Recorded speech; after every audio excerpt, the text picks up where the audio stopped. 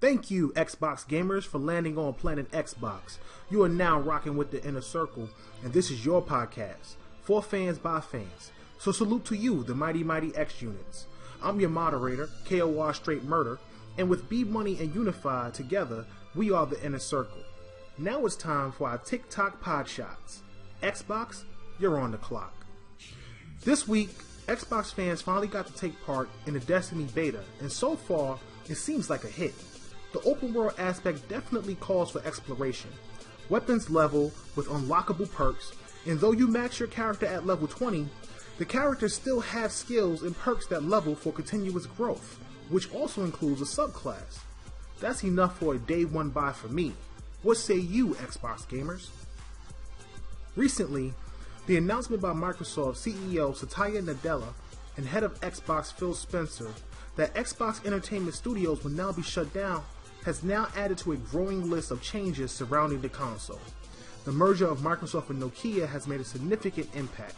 Some fans, myself included, have been slightly disappointed by the news, as some of us look forward to the original programming that was planned.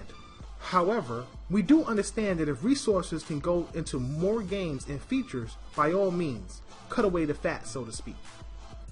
Finally, San Diego Comic-Con has opened this week with an appearance by Microsoft's first-party studio 343, and boy, did they leave a mark with that stunning CGI trailer from this fall's Halo Master Chief Collection. Let's have a look.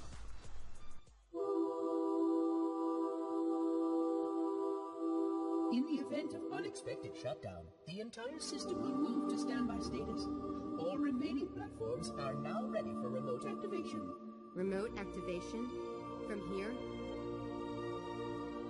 I must get inside. Then mount up, Hobbit. Your pal. Where's he going? To finish what we started.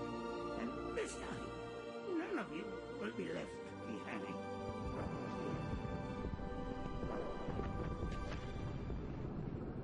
Don't make a girl a promise if you know you can't keep it.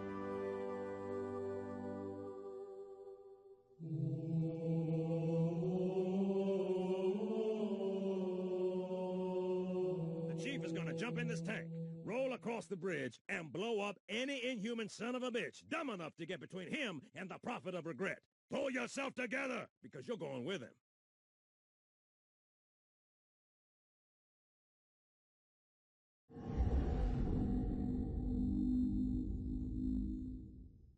If Halo 5 is anywhere close to this quality, it may be the best looking game for Xbox One by a mile so far this generation. And that's it for our TiC Pod Shots. So, Xbox fans and gamers alike, we have a special guest on the show this week, AnchormanV, who is another Xbox enthusiast and our first guest podcaster. You should definitely check him out. Look for him on YouTube. Anchorman, what is your YouTube channel's name? My YouTube channel is the AnchormanV, same with gamertag, and pretty much everything else in existence. Awesome. So, guys, definitely keep an eye out for him. He's got some great topics on his channel and some awesome news. So we're going to hop right into the polls, obviously, as we usually do weekly. For the fans out there that follow the TiC podcast. And I'm going to hand it on over to Mike because it's poll time with Unified. What's up? Want to give a shout out to all you fellow Inner Circle followers and listeners. We value your feedback, and thank you for taking your time to give us your feedback. Here are the poll results. First poll: what console will sell the most this holiday? Now, just before I answer this, we asked the question to not only Xbox One fans, we asked it to PlayStation fans, Wii U fans, Ouya fans, if there is any in existence. The winner was Xbox One, so, I mean, with some brief thoughts from y'all, what do y'all think? I'm surprised. That definitely sounds like a lot of Xbox fans voted in that poll. Without question. I mean, in my opinion, I think Xbox has the most appealing fall lineup. But again, I'm a little, I won't say biased, but I lean a little bit more towards Xbox in that reserve. I like the Halo games that they got dropping this year. Sunset Overdrive, Forza looks amazing. Ori and the Blind Forest looks amazing. So I kind of like that lineup, and I'm hoping that there's more surprises to come comes Gamescom and Tokyo Game Show. What are your thoughts on that, B? I'm not really surprised with the end result of the poll. But for me, I was actually thinking that the Wii U would actually get more votes than it actually did. I mean, with it being like a lower price point, and then you got like the Mario Karts, you got the Mario 3D World, you got games like Bayonetta and things like that coming. You know what I'm saying? You might see that get a couple sales, but I guess we'll see. Right. Anchorman? In terms of the Xbox One winning this poll, I'm actually not that surprised, but I don't think it's going to be by like a huge margin. Right. Because what's happening is that in August, actually I think it's in September, the Xbox One is going to be launching in quite a few other territories, namely Asia. The rest of Asia, and factoring in that the PlayStation 4 in particular is already launched in at least every major one that they're ever going to release in. Their sales are going to remain pretty constant. They don't really have any like crazy new games that are must-haves coming out this year. Right. Well, the Xbox One does have a lot of hype going into it. You got like Forza Horizon 2, Sunset Overdrive, and you got Halo Master Chief Collection. And believe it or not, Halo Master Chief Collection will sway over a lot of people. Like Halo 2 has been offline for years, on PC for about almost a year on PC. Right. I mean, that alone will get nostalgic gamers back into it. It's going to be a season to watch, you know, just to see who's going to take pole position come this holiday season. You know, is it going to be PlayStation with The Last of Us, Drive Club, and their abundance of indie games, or is it going to be Microsoft with their three heavy hitters and some really, really good quality indie titles dropping this fall? Yeah. Moving along, second question in the poll. What is the most anticipated game this holiday for Xbox One? We put third-party games in there, and we put first-party games. You know, we kept it fair and mixed it up. Halo Master Chief, you can't stop the Halo juggernaut. I mean, there's no surprise there, that one. Sunset Overdrive was a close second, though. And the last question, of course, that we always ask is, what shall the Inner Circle podcast talk about in our next podcast? And we always ask the fans to submit their ideas to us, and we put it in a poll. The poll winner was, what features are still needed for the Xbox One's user interface? Yeah, so we're going to be talking about that one. So I guess, Wood, you want to go ahead and lead us in? I you know what? I'm a big advocate about features on the Xbox One. The Xbox 360 was a stunning system when it came to features. And the one feature that I truly, truly want back, and it's probably something that some people don't remember or don't recognize, and may not even feel that it's a big feature at all, but the one feature that I really want them to bring back, if they can do it, is Movie Party. I mean, if you guys haven't heard of Movie Party, I think it was around 2010, possibly, where they implemented this thing with Netflix where you and your friends, if you all had Netflix and all voted on the same film, could go into this movie theater style area with your avatars and watch a movie. And I thought it was such a dope concept. I thought it was such an ill concept. And when they had the next OS update, it wasn't compatible with the OS update, and it got removed and was never re-implemented. And it hurt because my friend and I, we sat there and watched a ton of Netflix. You know, it was really dope, man. Hopefully somebody hears this, or I can hop on the the feature request thing and get them to bring that one back. Anchorman, what are your thoughts? What features you think they should bring back? There's a lot of little things I would like I think many of us would all agree that we want voice messaging back. Yes. Yeah, that's big. That's like a Voice messaging is very no-brainer. important. This is the smaller one that I kind of want back, and I've noticed this, is that whenever you have profile pictures or gamer pics, most of the time, most of my friends actually started using avatars because there's only like there's quite a large variety of ones to pick from, and they all look pretty good, but I would rather have something with my own style on it, to be honest. And most people now are just using their avatars, but what's so funny is with the Xbox One, there is almost no emphasis on the avatar at all. Right. Yeah. Like, go to the avatar app, which is basically you can change like the clothes or whatever and make a gamer pick, and that's it. It's not even on like as a major thing at all. And I'd rather them do an overhaul of avatars in Xbox One, not make it like super prominent as it was on the 360, but allow it to make more like custom poses, allow you to use your props and pictures, so it can get really customizable. You know what would be dope? You have a Connect. Yeah. Why not you do the poses? That'd be fine. You know, that'd be dope. I think if you stand there, you do the pose with your avatar, and you snap the picture. You know, I mean, look, you're gonna get a lot of people doing some crazy stuff. That's without question. Yeah, I know. But dude, I you think got some people doing some idiotic stuff. I mean, but it would be cool. I mean, come on, it's an avatar. Yeah. I mean, how much could you do? I But agree, still, man. I mean, it would be hot. open it up. Yeah. Or I mean, or even like, I would love for this to happen, but a lot of people yell at me about this. As like, let's let anybody have whatever picture they want as their gamer pick. Like, I'd use the picture I'm using right now. Man, totally, dude. That's a tough one, though. Even That's PlayStation is doing that. If you use their PlayStation app, you can on your phone, you can upload any profile pic you want. I believe you should be able to do that, and of course they're gonna check it.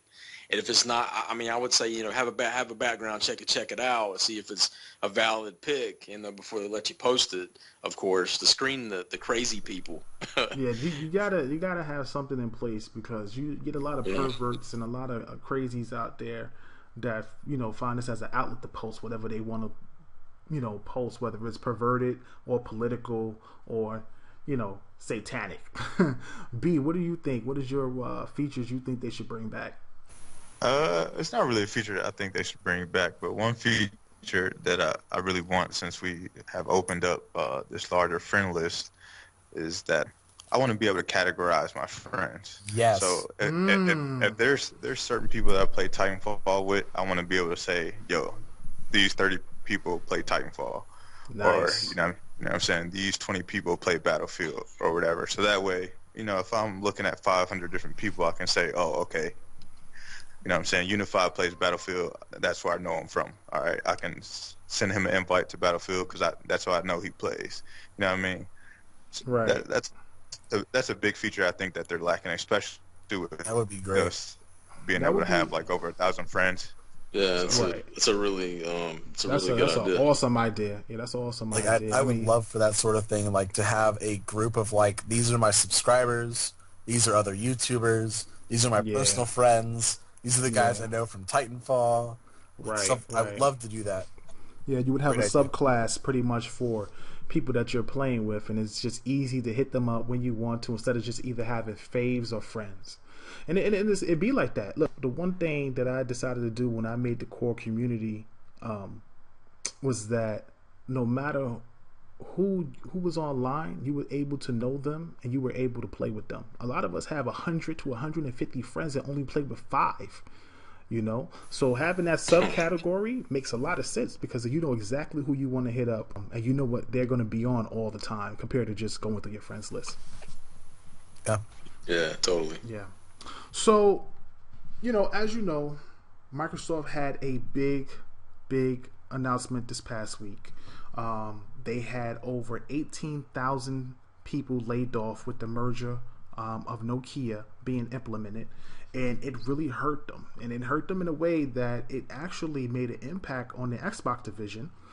And the Xbox Entertainment Studios, the studios that is known to be making the original programming for Xbox, as far as all those TV shows that were supposed to come out. I think you guys remember stuff like, I think it was called the Robot Show, something about too human or being human or something like that. No, not being human. That's a sci-fi show. That's a whole nother show. Yeah, but it was something along those lines.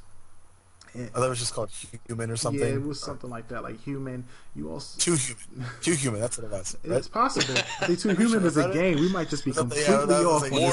More human than human. Yeah, something like that. They also had like this Wild Wild West. This Wild Wild West show that had like a play on fantasy and things like that. Bottom line is they no longer exist. They've been cut and shut down, and I'm kind of disappointed in that because like some of the fanboys would say, it's another 180 by Microsoft. I get why they did it. I understand that they just probably couldn't afford it. Maybe it was too risky. But I am glad that they still have the Halo shows in the work, and I'm glad that they still have the Quantum Break show in the work, which is actually on the disc of the game. It's not really so much a show that will be coming out, but regardless, what are your thoughts on it, Brandon? I was actually disappointed, man. As soon as I heard the news, I had a little rant on Twitter like I always do, but I think it's just one less feature that you have when you say you're this all-in-one box, and then every 30 days you're cutting something off of it. Then how are you really this all-in-one box? You know what I'm saying? The entertainment and the shows that they were talking about,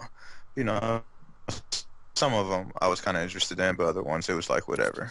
But if they could have struck gold and would have had this major franchise, what I'm saying, they really could have capitalized on that and really did something with it. I mean, if you look at some of the original programming that Netflix has done and how big that has become, like Orange is the New Black and House of Cards, you know what I'm saying? Those can only be found on Netflix, and you got companies like Showtime and HBO trying to buy those franchises from Netflix now. So, I think it's just one less thing that they really can hang their hat on now when you cut it off like that. But I guess it's for the best. They can focus on games now, and that's what we really want. Gotcha. Unified, what are your thoughts on that? Do I think it was a good move?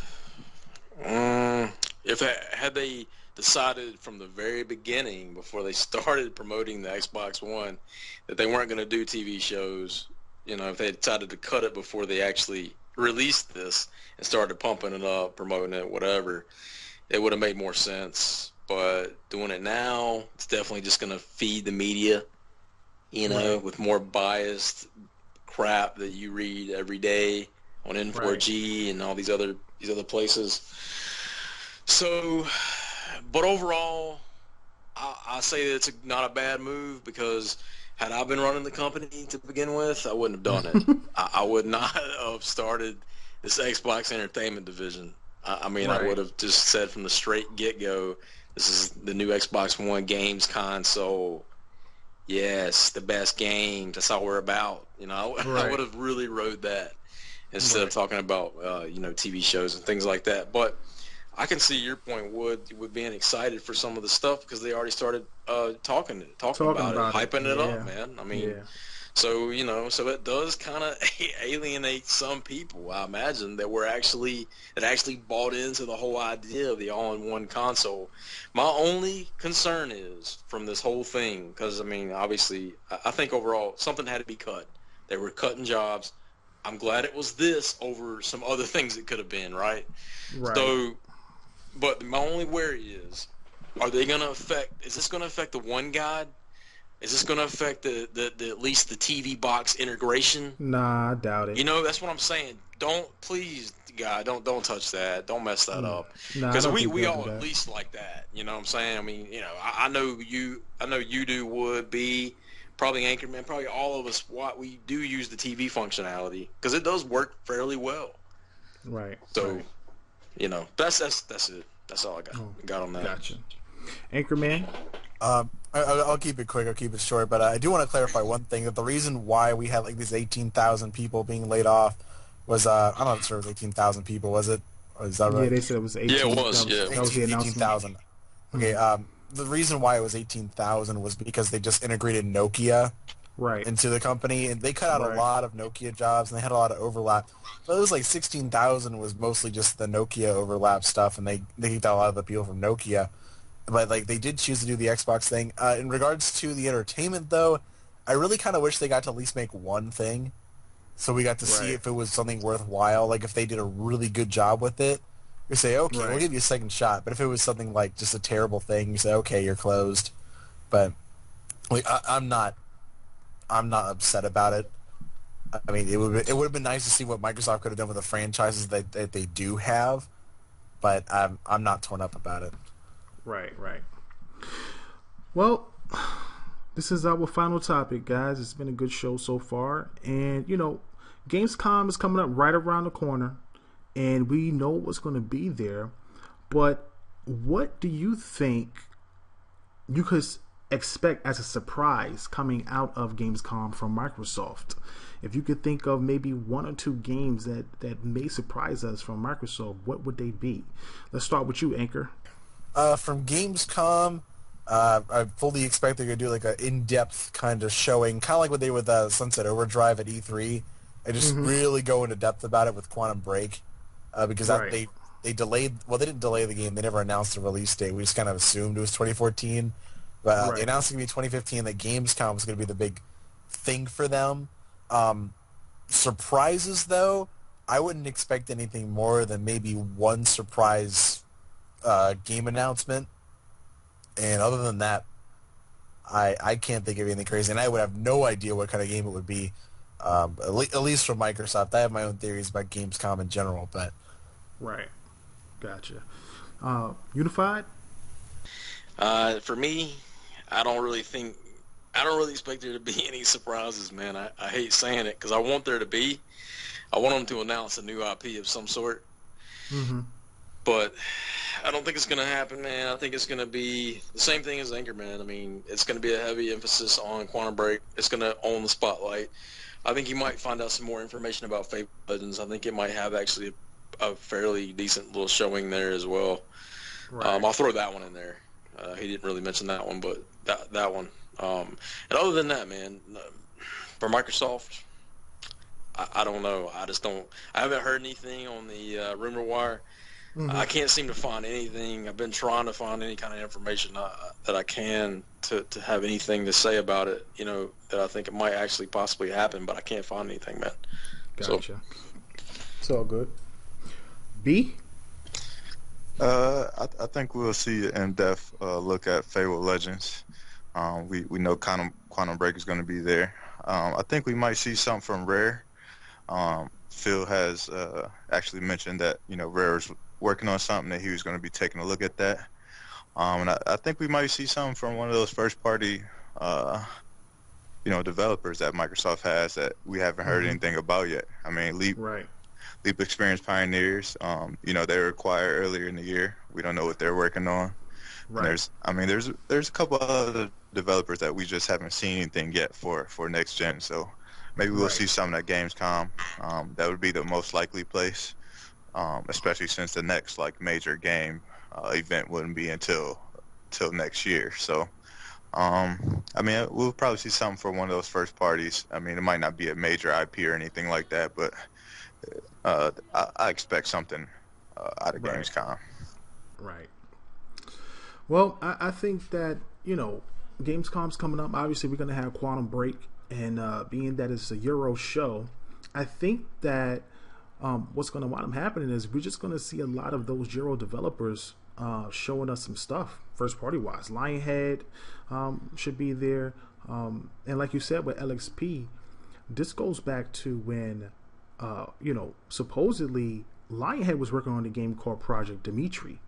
I don't know if they're reworking on that. There's some confusion or some talk about it being the new IP that Microsoft had recently, acquired, called Eden Falls. That might be a possibility. That I heard that LXP was working on that. So I'm hoping that maybe that shows up. Maybe Project Dimitri from Fable shows up. Maybe we might see something from Rare. Like you said, I did read that this week. So hopefully we get some type of feedback on that. over the next couple of weeks before Gamescom come up, and hopefully our wishes will come true. So that's the end of our show, guys, and really, really awesome to have Anchorman on the show. Do you have any last words, Anchor, before you head out? It was just a pleasure being on the show. I'm glad I was able to come. Awesome. Unify, any last words? Nah, man, just going back to Gamescom and what you said, man. I mean, all those games, or even B with Leap Experience Pioneers. I would say Leap, Rare, maybe see something from either one of them would be a dream come true. But I'm not gonna keep my hopes too high. Gotcha. Bmuny? Before I get out of here, man, I just got to shout out GMG Podcast. My boy Chase Money, man. He had me on Thursday. I really appreciate that. We shout out the Inner Circle on there. Really good group of guys. They do a podcast every Thursday, just like we do, but they do a live podcast. Right. So if you guys get a chance, let's go ahead and head over. X Chase Money is his YouTube channel, and check him out. Other than that, man, this was a great show. So cool. I got a shout out of my own to do. I need to shout out Twitch gamer Jamie Hodge. That's JamiehAwj. Check her out. She's a really cool girl. She subbed to us and definitely shout us out on our channel, so we really appreciate that. And I also like to shout out Twitch gamer Impossible Girl. Then that's with 2 L's at the end of girl. We met her on Xbox, and she's another great girl that's on Twitch that should definitely be followed, and watch her game because it's special. So with that, that's our show for this week. Stay tuned as we release new episodes every other Friday night or Saturday morning with the latest fan topics, shout outs, Xbox fan guests, rumors, and opinions. And of course, check me out weekly for Straight Pod Shots, where I do a small show on what's the buzz in the games industry. Thank you for listening and for your support. Please comment and subscribe, and we're off this planet. Peace.